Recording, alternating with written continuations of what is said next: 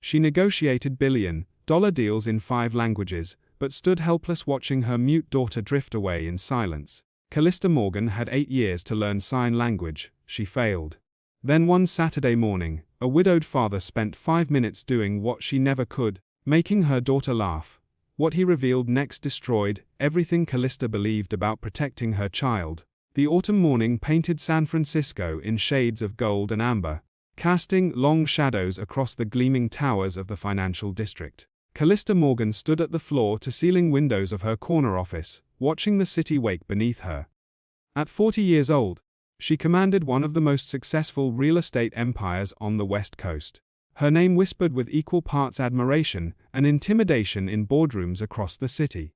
Her reflection in the glass showed a woman of striking beauty, with sharp cheekbones and platinum blonde hair pulled into a severe bun that had become her signature. But behind those ice-blue eyes lay a wariness that no amount of success could erase. 8 years. It had been 8 years since she'd become a single mother. 8 years since that phone call had shattered her world into pieces. She was still trying to reassemble. The memory of that night remained vivid. The police officer's voice on the phone, the sterile hospital corridor, the moment she had to return home and face her 2-year-old daughter alone.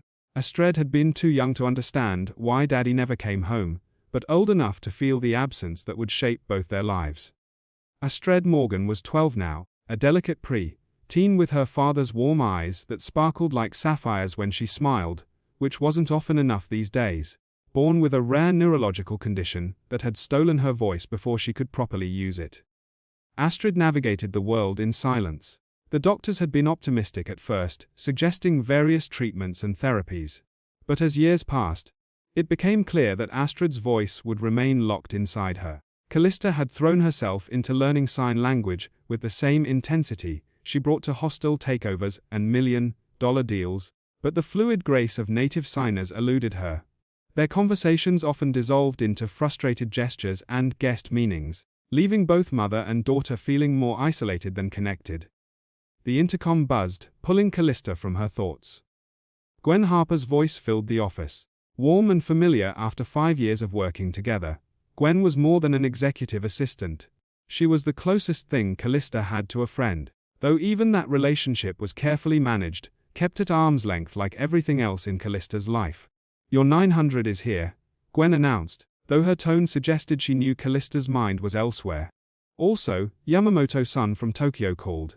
"He's concerned about the leadership transition rumors. You know how personal this is for him. His grandson uses JSL, Japanese Sign Language. And don't forget, you promised Astrid you'd take her to that new cafe on Valencia Street this morning." Kalista's stomach dropped. The Japanese investor represented 40% of their expansion capital, and his commitment to inclusive design ran deeper than profit margins. And she had forgotten about breakfast with Astrid. Again, the guilt that had become her constant companion tightened its grip. "Tell Yamamoto-san I'll call him at noon Tokyo time," she said, her decision swift, "and cancel the 900. Actually, cancel everything until noon. I'm taking my daughter to breakfast." "The board won't like that," Gwen warned gently. "Marcus Henderson has been making noise about your divided attention lately." "Let him," Kalista replied, though she knew the cost could be steep. 30 minutes later, Kalista stood outside Astrid's bedroom door in their Pacific Heights mansion, a house too large for 2 people who barely spoke. She knocked gently, then entered to find her daughter already dressed, sitting by the window with her sketch pad. Astrid looked up, surprise flickering across her features when she saw her mother in casual clothes rather than the usual Powers suit. "Ready for our breakfast date," Kalista signed, her movements careful and deliberate. Astrid's face transformed, a smile breaking through like sunshine after rain.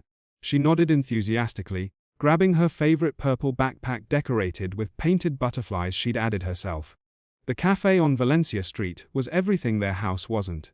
Warm, crowded, alive with the chatter of weekend families, and the rich aroma of freshly ground coffee, maple leaves pressed against the windows, their orange and red hues creating a natural stained glass effect.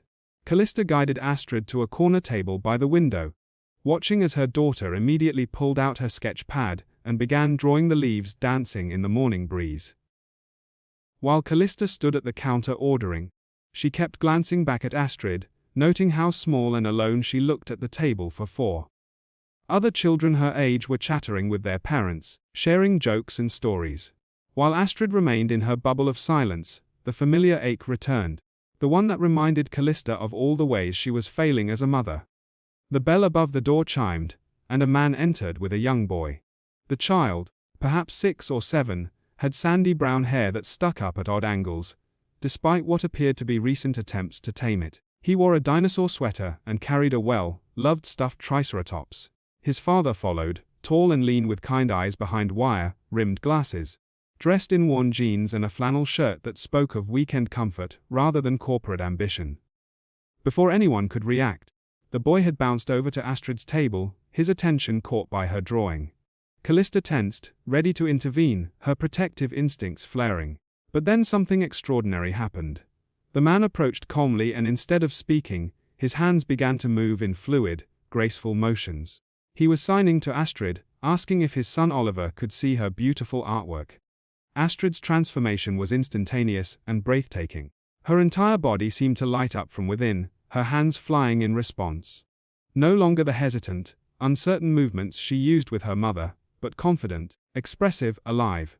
She was telling him about the leaves, about how each one was different, like snowflakes or fingerprints.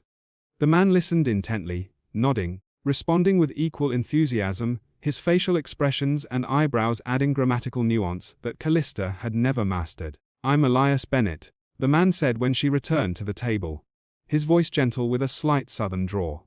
"This is Oliver. I hope you don't mind him joining Astrid. He saw her drawing and well, he's never been good at staying put when art is involved." "How do you?" Kalista began gesturing vaguely at the sign language. "My mother was a teacher at the California School for the Deaf for 30 years. Elias explained, his hands unconsciously moving as he spoke. "I grew up signing before I could properly talk. It's like a first language for me. Actually, it was my first language. Mom always said hearing people learn to listen with their ears. But deaf culture teaches you to listen with your whole being." Oliver had pulled out his own crayons and was adding touches to Astrid's drawing with her enthusiastic permission. They were creating a story together, Astrid signing the narrative while Oliver added visual elements using classifiers to show how big the squirrels were, how the trees swayed. "She's incredibly expressive," Elias continued, watching the children. "Her vocabulary is advanced for her age. And look at her facial grammar. The way she raises her eyebrows for questions, furrows them for emphasis. She's not just signing, she's truly speaking ASL." The compliment stung because Kalista knew it wasn't deserved. She watched Astrid's animated conversation with Elias. The way her daughter's shoulders relaxed, how her usually guarded expression had opened like a flower in spring. "I'm still learning," Kalista admitted. "It's harder than I expected. Sometimes I feel like I'm failing her." Elias turned to her then, his brown eyes warm with understanding. "Every parent feels that way. Trust me, I know. Oliver's mom passed when he was 3. There are days I have no idea what I'm doing. But showing up, trying, that matters more than being perfect." "There's a family class on Saturday mornings," he mentioned casually. "Parents and children learning together. Astrid might enjoy having other kids to practice with, and you could improve your fluency in a supportive environment." Before Kalista could respond, her phone buzzed insistently, 3 missed calls from the office, 2 from board members, and a text from Wen that simply read, "Tech blogs picked up photos of you at Café. Henderson calling emergency meeting. Yamamoto-san wants answers now." The real world was crashing in, threatening everything she'd built. But looking at Astrid's joy, something shifted in Kalista's priorities. "I should go," she said, already standing, already retreating. "Thank you for talking with her." Elias stood too, pulling out a simple business card. "The class information is on there. No pressure, but Astrid would be welcome anytime.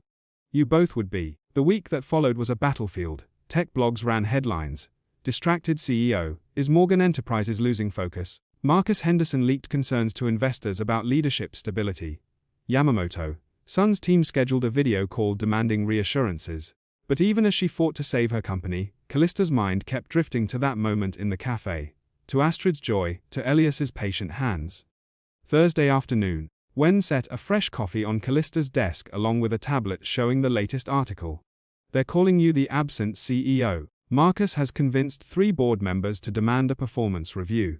Kalista looked down, surprised to find Elias's card in her hand, edges soft from repeated handling. He teaches sign language, she said finally. He talked to Astrid like it was the most natural thing in the world. She was so happy. Gwen, so take her to the class, Gwen said simply. The Yamamoto deal will still be there Monday. Your daughter's childhood won't.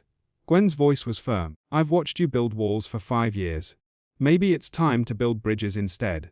That evening, Kalista came home to find Astrid at the kitchen table working on homework with the nanny. Her daughter looked up briefly, then back down. The moment of hope quickly extinguished. Astrid, Kalista signed, sitting down beside her. Would you like to go to a sign language class on Saturday with other children? The transformation was immediate. Astrid's hands flew in excited response. Could Oliver be there? Could they really go? Could they go every week? Saturday morning arrived gray and misty. San Francisco wrapped in fog that rolled in from the Pacific like a living thing. The community center was in the Mission District, a colorful building covered in murals depicting hands in various signs. Kalista felt out of place in her designer jeans among the diverse group of families gathering, but then she saw him. Elias was at the front setting up visual aids. Oliver was helping, tangling himself in a banner that read, "Every voice matters, even silent ones." When Elias looked up and saw them, his smile was like sunshine breaking through fog. The class was a revelation. 15 families, all at different stages of their sign language journey, learning together. Elias was a natural teacher, explaining not just vocabulary, but the culture behind it. ASL isn't English on the hands, he explained, demonstrating. It's a spatial language. Watch how I establish people in space, then refer back to them. See how my face isn't just expressing emotion, but providing grammar. During break time, something magical and unexpected happened. Astrid, who had spent 8 years as the quiet observer, the child who stayed at the edges of groups, suddenly stood up. She tapped the table for attention, as she'd seen Elias do. The sound sharp and confident, in the community sense main room. The other children turned to look, and instead of shrinking back, as she once would have, Astrid stepped forward with growing confidence that seemed to bloom from somewhere deep inside. She organized a signing game, teaching the other children how to play silent story circle. She demonstrated with perfect clarity. Each child would add one sign sentence to build a collaborative story. But there were rules. They had to use classifiers to show size and movement, not just finger spelling or basic signs. They had to incorporate facial expressions for emotion, not as an afterthought, but as integral grammar. They had to maintain spatial consistency. If a character was established on the right, they stayed on the right. A younger boy, maybe 5 years old, struggled with the concept of classifiers. Instead of giving up or calling for an adult, Astrid knelt beside him, her movements patient and clear. She showed him how her flat hand could become a car. How 2 fingers walking could show a person moving. How the speed and path of movement told as much story as the signs themselves. When he successfully showed a bird flying over a house using the correct classifiers, his face lit up with pride, and Astrid's smile was radiant. Kalista watched her daughter transform from silent observer to confident leader, guiding younger children with patience, encouraging hesitant parents to join in. One mother, struggling with the spatial aspects, received Astrid's gentle correction. The girl showing her how to maintain consistent placement of story elements in the signing space. It was like watching a flower that had been kept in shade, suddenly placed in sunlight blooming with a vigor that had always been there waiting. She's a natural teacher, Elias said, appearing beside Kalista with 2 cups of coffee, his voice soft with admiration. Look how she adjusts her signing speed for different skill levels, how she uses visual feedback to encourage them. She's not just teaching signs. She's teaching confidence, community, belonging. I've been holding her back, Kalista said quietly. The admission painful but necessary, like setting a broken bone. I've been so afraid of failing her, so terrified of her being hurt that I've kept her in a bubble. Our bubble really. Just the 2 of us in that big house, protecting each other from a world that might not understand. Fear makes us do that. Elias replied, his voice carrying the weight of his own experience. After Oliver's mom died, I barely left the house for 6 months. I was terrified that if I let him out of my sight, something would happen to him too. I thought I was keeping him safe, but I was keeping him from living. Kids need more than our protection. They need community, challenge, the chance to discover who they are beyond our fears. Astrid's game had evolved now with 12 children participating. creating an elaborate story about a deaf superhero who saved the world through visual communication. The children were laughing, their hands flying, their faces animated with expression that transcended the need for sound. Parents watched with tears in their eyes, seeing their children not as limited by deafness, but empowered by a different way of being in the world. After class, the four of them went to lunch at a small taqueria. The children sat together, Astrid teaching Oliver new signs while they shared chips and salsa. "This is nice," Elias said simply, and Kalista knew he meant more than just lunch. "It is," she agreed, allowing herself to relax for the first time in longer than she could remember. As the children drew on their placemats, Elias watched them with an expression Kalista couldn't quite read. "After Beth died," he said quietly, not looking at her, "I promised myself Oliver would be enough, that I wouldn't need anyone else. Wouldn't risk," he trailed off, his hands unconsciously forming the sign for fear. But watching him with Astrid, seeing how happy he is to have a friend who just accepts him completely. "I realize I've been keeping him in a bubble, too. My grief bubble." He finally looked at Kalista, vulnerability clear in his eyes. "I'm terrified of letting people in again, but maybe being terrified is better than being alone." That weekend, her phone exploded with messages. A photographer had captured them at lunch, and tech blogs were running wild with speculation. CEO's new priority, romance over revenue. Marcus Henderson called an emergency board meeting for Monday. Sunday evening, Kalista sat in her home office preparing for battle. Gwen arrived with files and strategies, but also with advice. "You could fight this the old way," Gwen said. "Or you could try something different. Show them that opening up doesn't make you weak. It makes you stronger." Monday's board meeting was tense enough to cut with a knife. The boardroom on the 14th floor had never felt more like an arena. With its floor-to-ceiling windows, offering a view of the city Kalista had helped build, Marcus led the charge about lack of focus and questionable priorities. His PowerPoint slides showing paparazzi photos from the café, from the taqueria, from the art show. The room full of men in identical charcoal suits stared at her with disapproval. Their faces masks of corporate concern hiding personal ambitions. "This is about optics," Marcus said, clicking to a slide showing stock projections. "Our investors need stability, not a CEO having a midlife crisis. Is that what you think this is?" Kalista asked calmly, though inside she felt a fire building, not of anger, but of clarity. "What else would you call it? You're abandoning $1 million dinners for finger-painting exhibitions," the room murmured agreement. These men, who had never once asked about Astrid in 8 years, who scheduled board meetings during school plays and parent-teacher conferences without a second thought. Kalista listened to each complaint, each thinly veiled threat, then stood. But instead of her usual PowerPoint, instead of graphs and charts and projections, she began to sign as she spoke, her hands moving fluidly, painting pictures in the air. "Gentlemen, let me show you something." She pulled up their latest market research on the main screen. 40 million Americans use ASL. That's 40 million potential customers we've been ignoring because we couldn't speak their language. Another 20 million are family members, friends, colleagues who interact with the deaf community daily. She moved around the room as she spoke, using the spatial referencing Elias had taught her, literally placing different market segments in different areas of the room, making the invisible visible while you've been worried about optics. "I've been seeing opportunities you've been blind to." She pulled up her tablet wirelessly, displaying her screen. "This weekend, while you think I was distracted, I was actually conducting market research. Do you know what percentage of commercial buildings in San Francisco are genuinely accessible to the deaf community? 3%. 3. She showed them her plans. Properties with visual fire alarms as standard, video phone systems in every unit. Common areas designed with sight lines that allowed for sign language conversations across rooms. She showed them the partnership proposals from deaf-owned businesses, the endorsements from disability rights organizations, the premium rates such properties could command. "I'm not distracted. I'm seeing our business through new eyes. I'm finding blue oceans in red markets." She looked directly at Marcus, her gaze steady. "You say I'm unfocused because I'm learning to communicate with my daughter. I say that learning has taught me to see our entire industry differently. If you can't see the value in that, perhaps you're the one who's lost focus." She pulled up one final slide, a photo Gwen had taken at the ASL class. Kalista and Astrid signing together, both laughing, surrounded by other families. This isn't a distraction from my work, this is the reason for it. And if you can't understand that, if you can't see that a CEO who understands multiple ways of communicating, multiple ways of seeing the world is an asset, not a liability, then perhaps you're not the board this company needs for its next chapter. The silence that followed was deafening. Then Yamamoto-san's face appeared on the conference screen from Tokyo.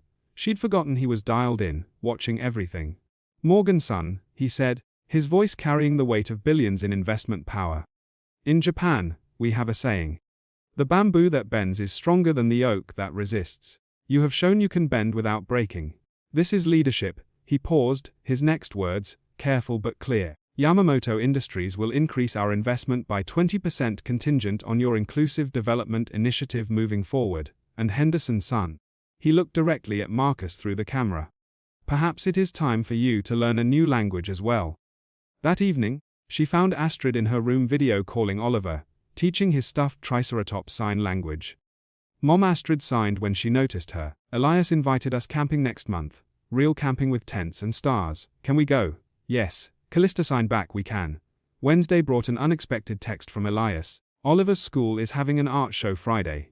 He wanted to invite Astrid. No pressure, but you're both welcome. Kalista had a crucial client dinner Friday, a deal worth millions. The old her wouldn't have hesitated.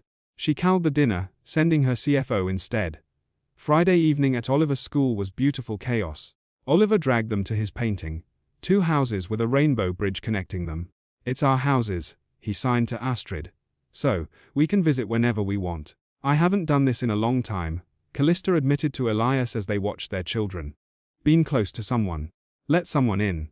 Neither am I, Elias replied. But maybe we could figure it out together. The weeks that followed fell into a rhythm that transformed their lives. Saturday, classes became sacred time, untouchable, even when the Tokyo team demanded weekend calls. Kalista's signing improved dramatically, but more importantly, her connection with Astrid deepened into something profound. They developed inside jokes in ASL. Visual puns that made them both giggle. Astrid taught her mother how facial expressions changed meaning entirely. How the height of your hands could indicate age or status. How the speed of signing conveyed emotion as clearly as tone of voice. Kalista began incorporating visual communication into her leadership style. Using gestures and spatial organization in presentations during a crucial merger negotiation, she unconsciously started using the spatial referencing she'd learned in ASL, placing different companies in different spaces around her as she spoke, referring back to them with simple gestures. Her team, initially skeptical, found it made complex multi-party deals suddenly crystal clear. You're different, her CFO commented after she'd closed a $10 million deal, using what she'd started calling visual architecture in her presentations. More dimensional. The camping trip to UC became a turning point that none of them saw coming. 4 days completely disconnected from the corporate world. No cell service, no emails. Just the 4 of them and the wilderness. Kalista learned to set up a tent badly at first, the poles defeating her repeatedly, while Astrid and Oliver giggled from their perfectly assembled shelter. Elias taught them all wilderness survival basics. His patience endless even when Kalista somehow managed to burn water while attempting to cook over the campfire. How is that even possible? Oliver signed, staring at the blackened pot in amazement. Your mom has special talents. Elias laughed, the sound echoing off the canyon walls. On the 3rd night, after the children were asleep in their tent, their soft breathing mixing with cricket songs, Kalista and Elias sat by the dying fire. The Milky Way sprawled above them in a way you never saw in the city. Each star a possibility, a choice, a moment of light in the darkness. My husband loved camping, Kalista said suddenly, surprising herself with the admission. She rarely talked about him. Had locked those memories away with everything else that hurt too much to examine. He wanted to take Astrid when she was older. Teach her to love the outdoors. He had this whole plan every national park by the time she was 18. After he died, I couldn't do any of the things we'd planned. It hurt too much. Elias took her hand, his touch warm and steady against the cool mountain air. But you're doing them now with you, she said, the words carrying more weight than their simplicity suggested. With me, he agreed, and under the vast wilderness sky, with the ancient trees as witnesses, he kissed her. It was gentle, patient, a promise rather than a demand, a beginning rather than a rush. When they returned, something fundamental had shifted. The children were delighted. Oliver calling Astrid his almost sister. Astrid drawing pictures of them as a family. Kalista began implementing her inclusive vision at work. She hired deaf architects, created visual meeting protocols, and landed the biggest development deal in company history with a deaf-owned business consortium. The very qualities Marcus had criticized became her greatest strengths. 3 months later, at the Sign Language Center celebration, Kalista addressed the gathered families. Her signing now fluid and confident.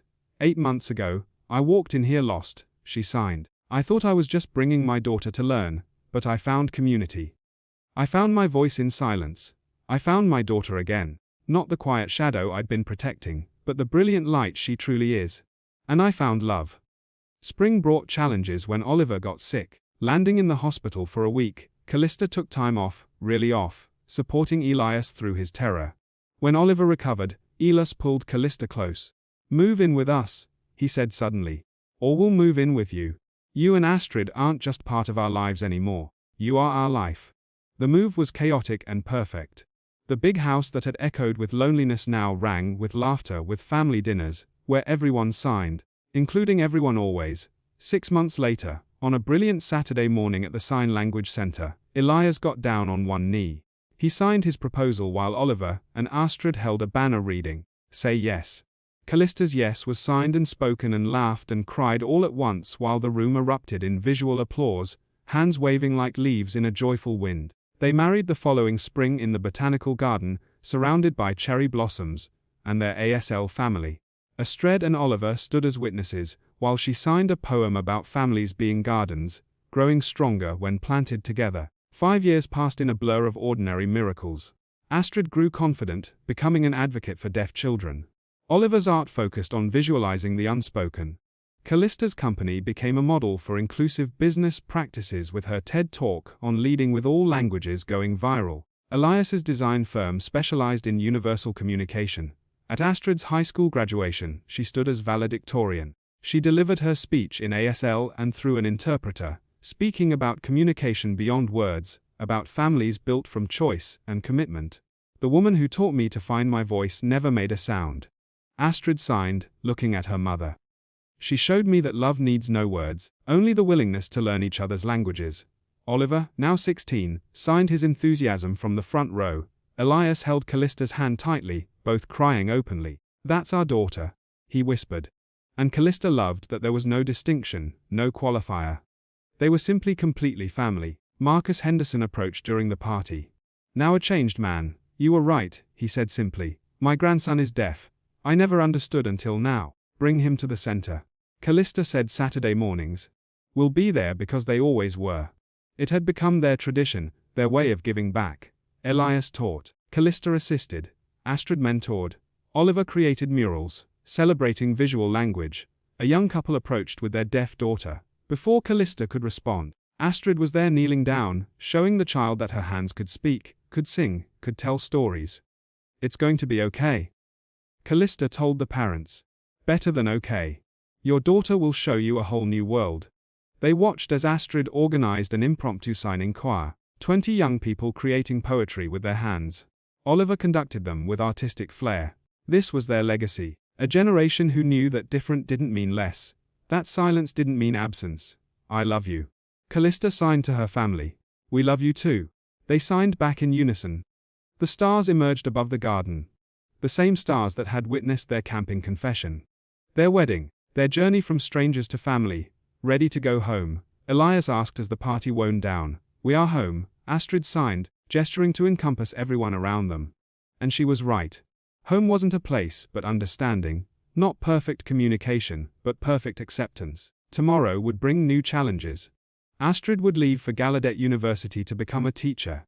Oliver would study art at Cal Arts. But tonight they were simply 4 people who had found each other against all odds. "Thank you," Astrid signed to her parents. "For learning my language, for showing me that family is about showing up and choosing each other." "No," Kalista signed back. "Thank you for teaching us that love needs no words, only the willingness to learn each other's languages." They walked out together into a future bright with possibility. This family formed from fragments but rebuilt with purpose. Fluent finally in the only vocabulary that truly mattered.